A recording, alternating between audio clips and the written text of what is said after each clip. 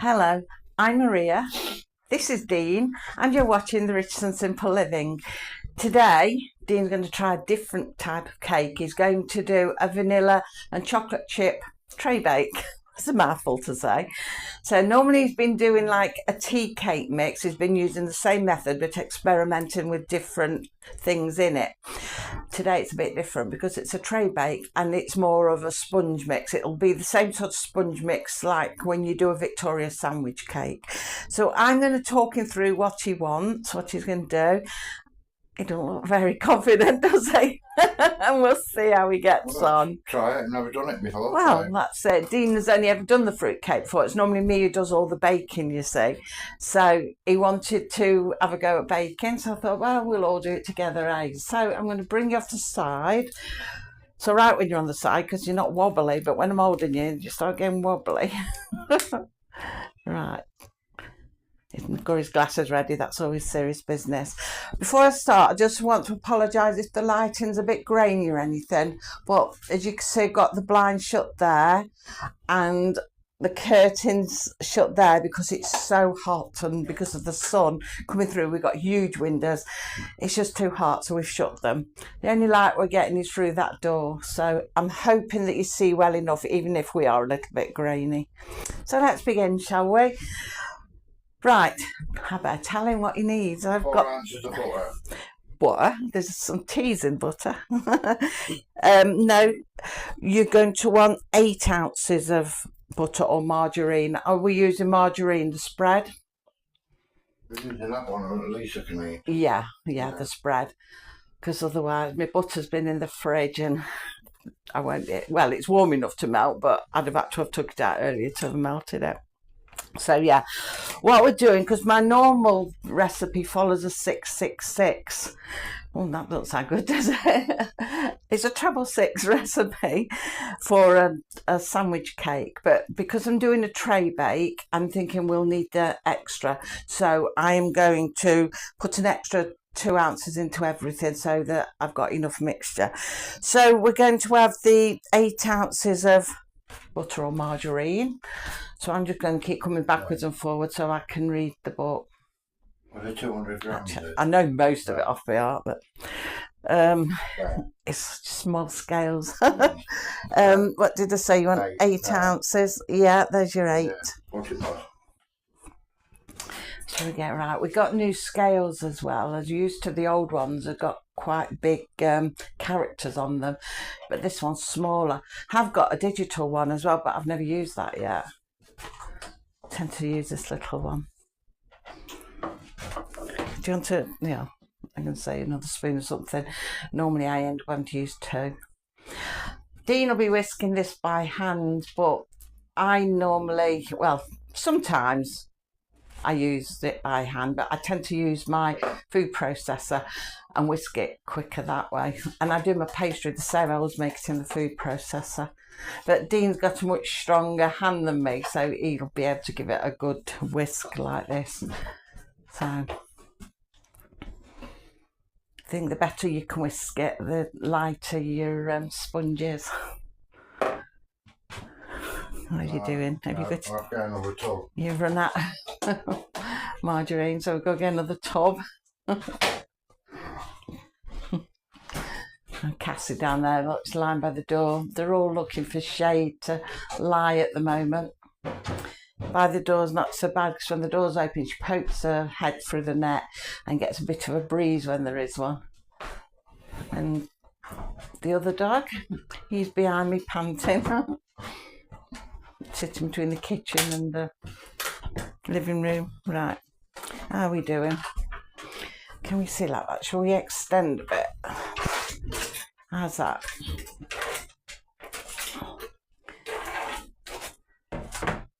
It's looking very serious, isn't he, today? Right, so what you're ready for 8 ounces? See, now when we come to put the sugar in, it measures the sugar like in the same amounts as what you do in the flour and the margarine, but we won't put that much sugar in. We'll probably only put half of what the recipe's following. We'll just halve it, because there's no need for that much sugar. I mean, I can eat a sponge quite easily without any sugar in it. If it's got a bit of vanilla essence or vanilla extract in it, I find it's got the flavour in and don't really need the sugar. Not that this is like a healthy recipe. Right, that's it. I suppose it's healthier than being packed with sugar, but Hang you on. just don't need all of it, do you really? Unless you've got a very sweet tooth, then, you know. Okay, so pop that into your bowl then. And then we are going to put the sugar. So like I say, we'll put half of the sugar in. So beans we've put 8 of the margarine in, we'll probably put 4 of the sugar in. Are you using the same? Yeah, use the same one, doesn't matter. So if you go for 4, back on with the glasses. That's something when you get older. Your parts wear out, and your eyes especially. Mind you, having said that, I was wearing glasses when I was 15. I first had glasses for reading and writing. 4, hang on. So if you pop that in with your margarine, and then just fluff it all up, cream it together. Mix it, in other words. We're going a bit blotchy. There's a breeze coming through the kitchen window, and it's blowing the blinds, and I think that alters the lighting a bit as well. So I get it stable, then the gust comes, the blinds blow, and it sort of goes grainier and alters it. But it's that flashing, when I get the flashing, that drives me mad, because the light's not right. I've got artificial light, but this weather, and it's so bright, it feels daft putting the artificial light on. It's just a case of trying to get what light I can. So if you cream that all up nice till it's all sort of pale and fluffy. And then it should be your eggs. We'll just check. Job done. Job done. Not quite yet. And we'll just check. I think it's the eggs next, yeah. So we're going to pop 4 eggs in it. Beat 4 eggs and put them in. Right. It's pretty quick and easy, because it is just a Victoria sandwich cake recipe, plain sponge recipe, which you can adapt to anything really. You can do a chocolate one if you're putting, you know, cocoa powder in, anything like that. It's a pretty basic one I use quite often. Like Dean likes to experiment with the fruit cake, tea cake recipe. And like this with the Victoria sponge recipe, I like to adapt it and put all different things in it. So yeah. You should never do it like that really. You should beat them before you put them in. I do it like that. Okay. Yeah. It's just if you hit one and it's a bad egg and it's too late, it's gone in, you've got to start all over again then. I do them one by one, beat them in a cup and then tip each one in. Oh, what you done? Drop shell in. So yeah, I always find if I do it like that, if you did get a bad egg, you're not wasting all your mix. Yeah, so if you've got 4. So if you give that a good old mix so it's all smooth. And then it'll be the turn of the flour when all that's smooth. So it is nice and quick. And they're great, aren't they, for a tea, a sponge like that. I mean, I remember years ago when my mum and dad were alive, I used to do them like plain chocolate ones. And because I did them in a tray bake, cut them in slices, I used to have them for desserts with custard and that. I used to make mint custard and things like that when I did the chocolate ones, have them with desserts. My dad liked them, so I used to have to make them for him. So yeah, it's very adaptable, easy to do, quick to cook. I mean, if you're making your sponge cake, obviously, you won't be putting it in a tray.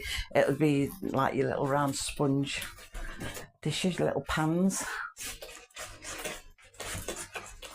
I normally make big sponges. I'll have to do one day and show you what they look like. I do the sponges and I use a mix, which is, we've doubled this. Well, not doubled it, we've had an extra 2 to it. But when I normally do it to the ordinary one, I do 1 for each pan, because it says to split them, but because I've got quite big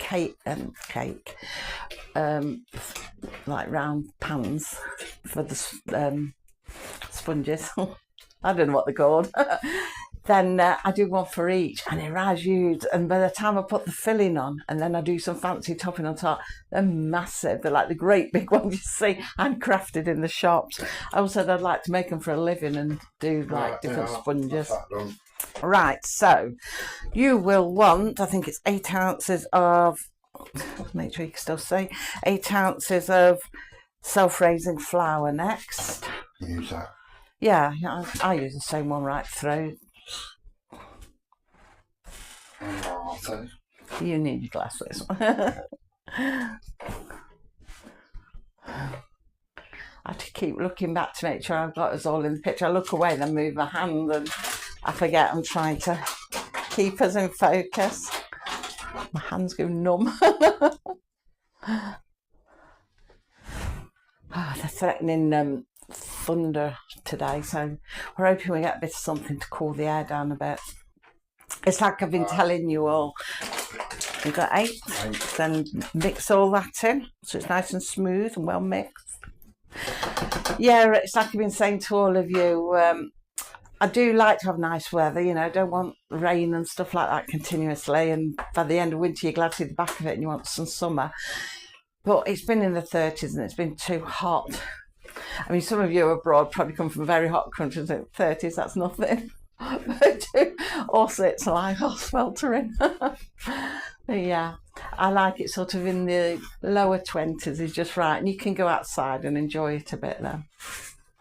But I mean, like I say before, we're filming this on a Saturday, so we're on about going into the pool, sort the pool out, and it wants a bit of a clean out. It's been filtered and everything, but there's a little bit of muck at the bottom that wants fetching out. Someone's got to go in and do that. So volunteer. So yeah, got to go and do that. And it might be nice just to go and dive in it and have a swim in it. Thing is, it is lovely going in the pool and it's really nice, but the sun is still on your head and your face, so you've got to try and cover your head or you're going to get burnt in this weather. So as lovely as it is, you know, you still have to think about these things, sun cream on your face and everything. How's it doing? Are we nice and smooth? Let's have a look. Yeah, look at that. Oh, yes.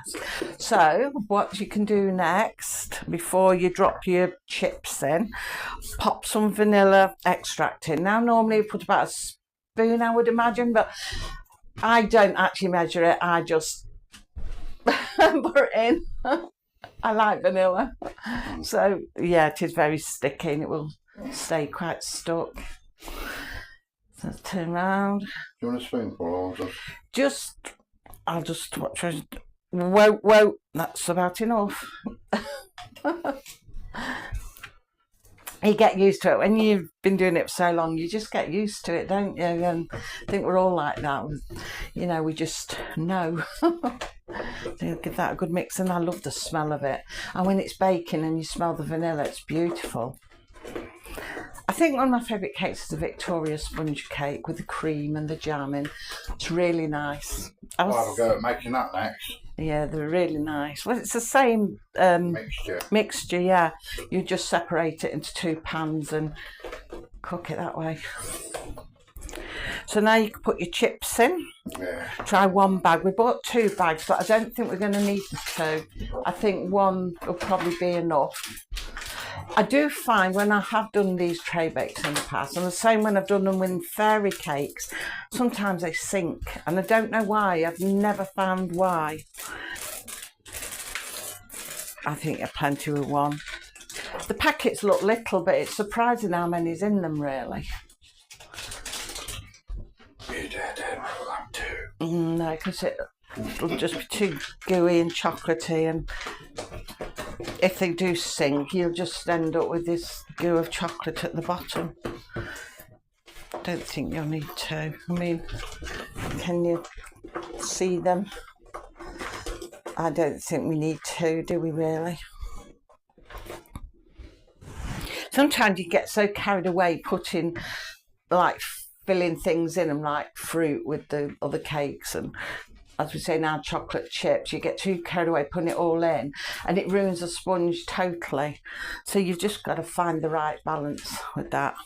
And I'd rather have too few than too many, because when he did a blueberry one the other week, he didn't measure the cup of blueberries because he likes blueberries, just put them all in, and it was awful. No, it was not. He loved it. Beautiful. But it was just like eating blueberries. It was spot the sponge. It was awful. No, it wasn't. If you're going to eat a cake, you want the sponge as well. Beautiful. Matter of opinion. So I've got one of these foil trays. Get them in Poundland. Probably do them in B&M as well. Get them in packs. And I've lined it. I just got a strip of greaseproof paper, snip the corners so I can sort of fit it in. So just going to fill that now. This is why I said I'll chuck an extra 2 ounces of everything in to make sure that it all fits. So I put it in slowly so your paper doesn't move. That's it, and then you can just go along then, because it bounces out, the paper does, but once you put your mixture in, it just weighs it down, doesn't it? It's all right then. Come a bit further out. Oh, there we go. It's good going that far out, but my arm aches after a bit because I've got you on one of these selfie sticks and my arm starts to shake and wobble. But it's better because you can see better.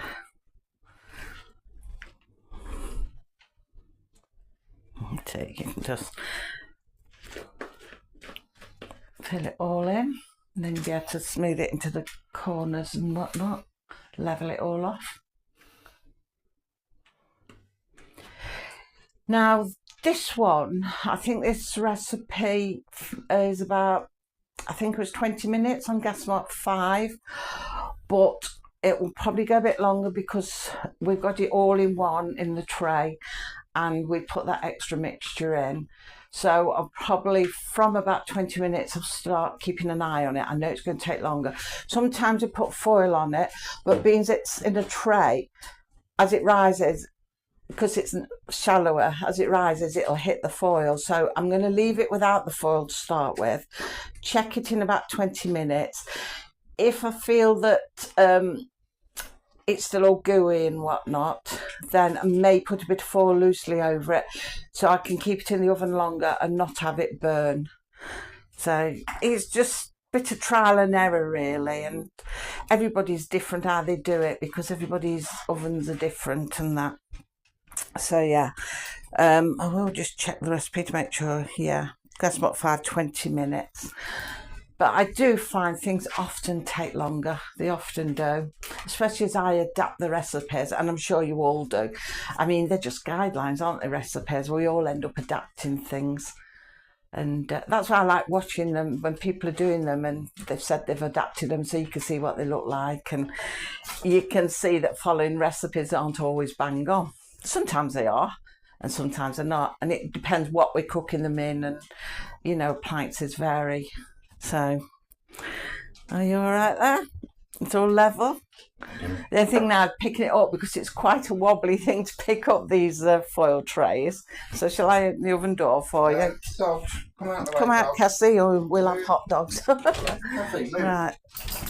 Oops, I'll hit the side. It's only trouble our cupboards are behind.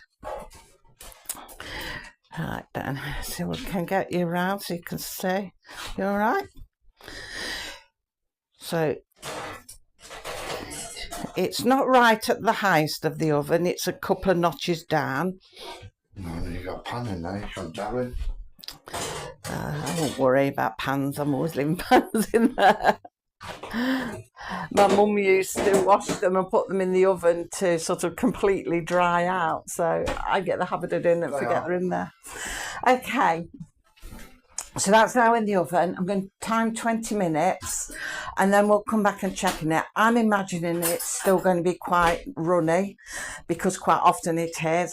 So I'll judge whether we need to put a bit of foil on it or whether it's okay on top and we can carry on cooking it. So we shall see you in 20 minutes, or to you instantaneously. Okay, so we're going to take it out of the oven and have a look. I have left it in a bit longer than what I said. I think I've left it in for about 35 minutes because I could see looking at it through the glass door that it wasn't ready. So just going to check it now with a knife to see whether it's clean in the middle. He did have a knife. See if it is clean. I mean, it's a nice golden colour. Yeah. Yeah, that's done, isn't it? So that's how it looks at the moment. Yes, red hot. It's a nice, gosh, it's a nice golden colour. He insists on cutting it now. I don't know why.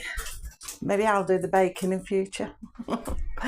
But yeah, we'll leave that now to go cool, and then we'll test it, see what it's like. I can't see any chocolate chips on top, so I've got this awful feeling that they've probably sunk again. Always seems to happen. I don't know why. If you've got any suggestions why that might happen, please let me know. It's all right when I do like taller cakes. It's when I do smaller ones and like fairy cakes. So he's busy cutting it away. I'd waited till it cooled a bit. Yeah, I'm going to leave it cool. Can't tell some people. So, like I say, he's cut it all down now. Let me come closer. Down in slices. We'll leave it cool, and then we'll try one and see what it tastes like. Okay, so it's cooled a bit. So Dean's going to cut it up. If you just lift, what you want to do is lift that up, and I'll slide.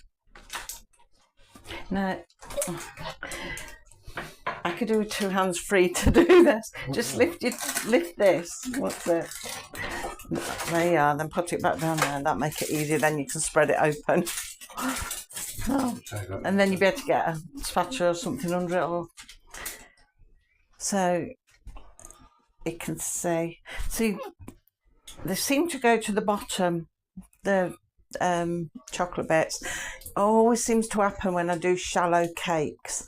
I've no clue why it does that. So like I said before, if you've any ideas why it might be doing that, let me know in the comments down below. But ever since I've made cakes, then it's been doing it. So yeah, and like they crumbled and come off the bottom as well. They're on the paper at the bottom as well. So it's like sponge. I might as well have just done the chocolate layer at the bottom. So I just don't know why they do that, but they do seem to. So it's putting all of them onto there. There's quite a few slices. 1, 2, 3, 4, 5, 6, 7, 8. So 16 slices all in all. So like it's gone down and across once. I mean, you could go across twice if you want smaller squares. Keep doing that. I probably need a bigger plate really to put them all on, or 2 plates.